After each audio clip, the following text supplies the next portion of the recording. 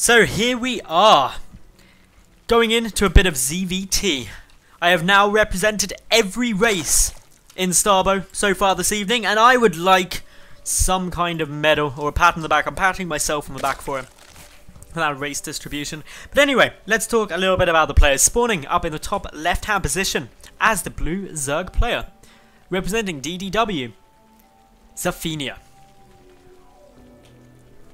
And down in the bottom right, the red Terran. It's HideR DK. I'm going to call him HideR, because I think the DK is something else, but I could be confused. It could just be Hide, RDK. I'll call him Hide.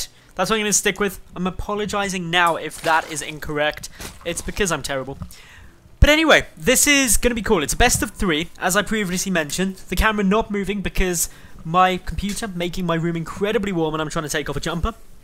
But yeah, this is all pretty fun. Starbow, of course, it's a nice relaxing evening for me as a caster, away from the stresses of Pro SC2 games, just for a bit of fun. And I hope you are all enjoying it. Of course, Starbow, it's worth noting, is in the StarCraft 2 arcade, which, as of patch 2.1, is now free to play. You don't have to buy StarCraft 2 in order to get involved in that. So, great way to tell your friends, let them know about that. And if they don't play StarCraft 2, it's a great way to start testing it all out.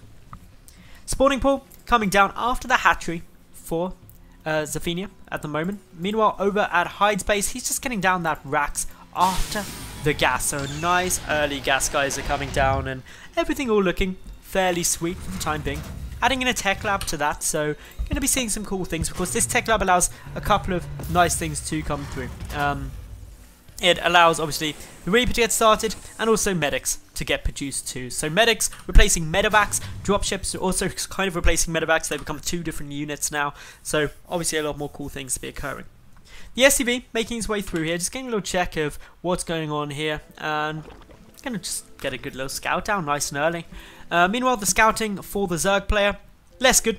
He sent overlords in the wrong way, one going across the map. Gonna scout very late to find out what his Terran opponent is doing, so going to look to try and level that out fairly soon. Otherwise, this game still looking fairly good. The first Reaper already on its way down. Note, we do have overcharge. It's like Chrono Boost for Terran production facilities. Overcharge increases for 15 seconds, production from a starport factory by 50% and barracks by 100%. So this is how you get out a good number of Reapers damn fast. In they come though, going to do a little bit of damage nice and early on. Elite Reaper Training, I'm not quite sure what that does. I haven't cast many Terran games. Elite Reaper Training allows Reapers to use the G4 cluster bomb ability, which places an explosive device onto the ground, which then explodes after a short delay and deals damage to an area. So, very cool. Something to keep an eye out for. Reaper Bombs, very strong. As I may have noticed there, I haven't cast huge amounts of Starbow as of yet, so something to keep an eye on. Why on earth is there a giant Ursidon in the middle with 400 health, deals decent damage, protecting these double bases? Reapers just running through them though, just chilling there. That's got to be killed. That's better than rocks. That's so cool. I'd love to see that in some StarCraft 2 games. Okay, it's just been confirmed. It is definitely HideR. He is definitely HideR. He's a veteran of Starbow, so I apologize for calling him Hide. But HideR is definitely his name. Thank you, Twitch chat, for correcting me there. Reapers bouncing up, dealing a little bit of damage. One getting stuck down there, of course. This little Marine blocking the Reapers from coming up. One's gonna get very close to dying. Dies as he, well, jumps up onto the high ground. Reaper backing away, taking some more damage. Will get taken out. Meanwhile, there's 2 more Reapers coming down. They do still have combat drugs, and they also deal concussive damage. They deal bonus damage to these Zerglings. Elite Reaper Training nearly now finished. We've got double Reaper production coming out. So a very aggressive play coming down by HideR. And yeah, as this all goes, this is looking pretty damn good. Things quite happy, quite fun. Nothing too mad. That's really going on at the moment, just very standard plays. So the Reapers just chilling around. They are of course now advanced Reapers, so they do have their cluster bombs, dealing 60 damage or 120 versus structures after 7 seconds delay. So they do a lot of damage. It can be very dangerous to get in range of them. The Reapers also have additional health with that Elite Reaper kit added onto them. So they're just going to go on the aggressive now, trying to chip away a couple of other cool things at the moment. Otherwise, really not too much else going on. The natural base coming down. HideR a little bit down in economically, but it's not by a huge amount. So These Lings just happily trying to dance around with these Reapers. The Reaper's able to kite them very effectively, even after Metabolic Boost has been finished. The Swarm Cream going to try and get in here. Look at all of those mines come down, though. The charges, that's a lot of damage. And we can see that really dealing significant amounts to that hatchery. A lot of the other charges still on cooldown at the moment. A couple getting placed there, just trying to pick off those Zerglings. But a nice round attempting to come down here by Xefania at the moment. But HideR able to back away. Playing very, very cautious. Just backing away, but the Zerglings able to start taking out these Reapers slowly but steadily. Exactly what they want to be doing. The Reapers will come off ahead slightly. But yeah, this is all looking pretty cool. Meanwhile, we've got the Reapers just having a bit of a party out here over by these very strange looking pods. Kind of looks like a nightclub scene, those pods, I reckon, in the future. That's what all nightclubs will look like. Aside from that, Spine Caller now down. That's going to help prevent any additional damage coming through. Third hatchery up for Xefania at the moment. Sweep scan being used. We'll scout the Spire. Nice little pick up there. And this is where we really should start seeing some more anti-air produced. Irradiate, really the best way for Terran players to deal with that. So, these Reapers just starting to chip away. Surround though by the Zerglings, able to pick off a lot of them. And now Xefania doesn't really have to worry about that much more. Notice the Reapers have now ceased in production. Additional Marines trying to come through, as well as the +1 infantry weapons. The lack of anti-air really becoming noticeable. We've also got barrel stabilizers. That increases the range of Marines and Marauders by 1. Makes them to shoot a little bit further. But for the most part, it's the Zerglings kind of bounding around the map, which is going to be a bit disconcerting. There's a lot of Lings out. Probably not able to break through here. There's no Baneling Nest to start barreling through, but the Mutalisks, they're already going to do quite a bit. HideR doing his utmost just to get some nice little scans down, nice little defensive rings up, just to make sure that any Mutalisks that he saw from that scan won't deal too much damage. Keep a good little eye on anything else that's coming. Well, not too much, just the first few Mutalisks. We don't know what this is. It's a strange bug on this map. It's this guy. I have no idea what this guy is, but he's just chilling there. Zerglings coming up against that bunker, not going to be doing too much damage. Obviously the bunker looking completely safe for the moment. You can actually use Stimpak on things in that bunker, which is pretty cool. Otherwise, yeah, not too much else is coming down. Another tech lab being added on. The medics starting to increase in number. These are going to be critical, helping deal with any of those pesky Mutalisks, just so they don't just kill the Marines instantly. Mutalisk count up to 4, 10 more now in production.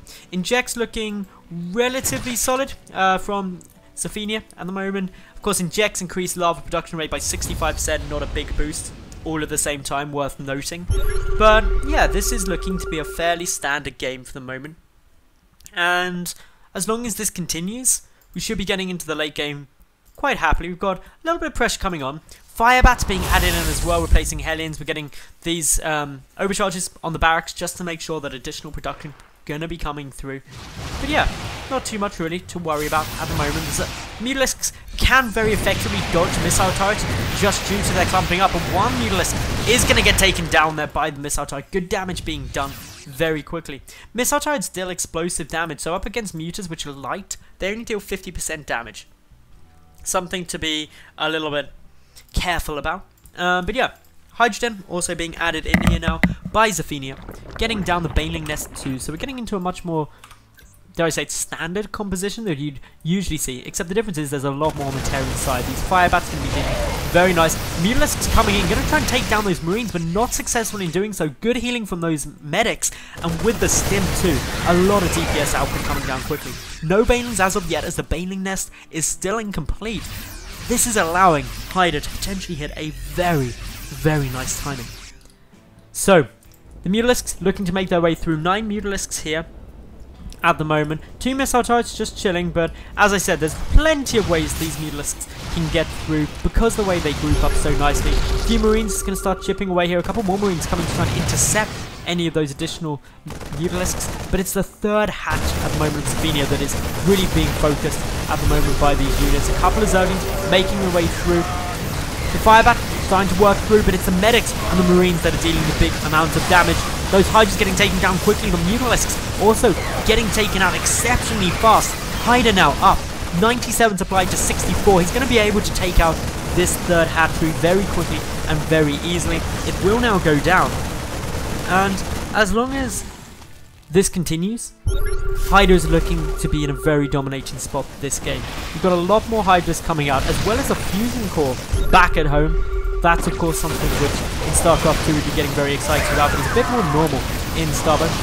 Unfortunately, some of those medics getting a little far forward, taking a bit of damage. The rest fairly low on energy, so not going to be able to heal up too well. And that means the Marines get slaughtered. The medics as well getting taken out too. Something to be very, very cautious about is of course this medic energy.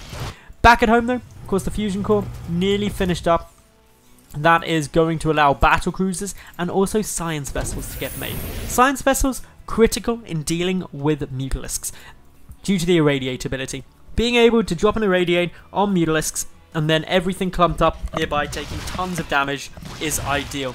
In total, the mutalisk count is sitting at 5, so it's not a massive threat yet, but we can see that Xefania is still pumping out a decent number of them. In terms of resources lost, HideR trading a lot more effectively. He's got down his third base, he's walling it off, and he's adding in a couple of missile turrets there too. So just trying to make sure that things all going good for him. Lurker Den, meanwhile, is all coming down for Xefania. That's going to allow Xefania some ways to start chipping away at these Marines. Mutalisks, though, taking a lot of damage from those Marines, which are only 1-0 in terms of upgrades at the moment. The +1 armor is nearly done. Science Vessel coming out, of course, for that irradiate on the Mutalisks. The missile turret, though, getting some nice damage down there. And now the SCV line getting fairly well destroyed. Marines pushing in, lots of stims have been used. Worth noting, not a single medic here for the moment. That's going to really hurt if anything comes through. But it's the hatchery getting taken down that could be very problematic. Xefania down to just 57 supply. HideR's coming up. Anything that tries to attack up onto the high ground only has a 50% hit chance. Another thing worth noting. The Mutalisks, though, still being a bit of a nuisance, chipping away at anything that they can find there. And all in all, this is looking very good for HideR. He's still got his third up. Admittedly, he's lost quite a few workers, but nowhere near as many as Xefania. Xefania losing 16 compared to 14, but Xefania's drone count lower as standard, so that means 20 odd more SCVs compared to drones. A very good spot for the Terran player at the moment. The Marines even able to go straight up against those Mutalisks, even on such low health. The Science Vessels, though, they're going to start making a big difference wherever they may be. Just one of them out on the map here. Irradiate has not yet been researched, interestingly. Nor has it actually been started, so I'm surprised about that. That only leaves the Nerve Jammer as an option. Nerve Jammer, for those who don't know, reduces damage dealt by ground units by 75%. And obviously burrowed units by 50%. So it's a good little upgrade to have. The Giant Ursidon just sitting in the middle here. Does decent damage, 45 damage a hit with a 0.7 attack speed, but only 400 health, so it can get taken down relatively quickly. Worth keeping a good eye on these Mutalisks. Only 3 of them on the field though, so they're not too threatening. It's the Lurkers that are going to be the big damage dealers. If they can get in a good position, if they can engage these Marines in a line, they will soon go down. Lurkers trying to get in a good spot. Sweeper scan though, granting vision. And well, boom, straight all of that starts going down. Still no Irradiate being researched yet. More Science Vessels are coming through. Nerve Jammer not used either. Gotta be careful, these Lurkers on the ramp.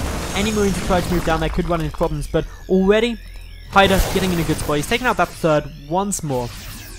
And therefore, by taking down that third, there's only a 2-base Zerg player up against a 3-base Terran. Great news for HideR. Sweeper scanning again. Just gonna start chipping away at these ultilisks, at the Lurkers, not being able to do too much. But yeah, it's the Science Vessel here. Science Vessel, of course, is a detector too. That's the other advantage, which I forgot to mention. So I can see these burrowed Lurkers quite nicely. And no need for the Irradiate now, since there's too much. But in come the Marines. Those HideRs getting taken down pretty quick.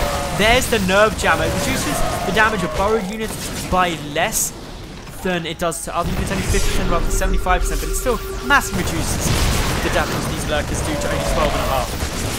HideR now 100 supply up, GG is cooled, and he takes game number 1 of this best of 3.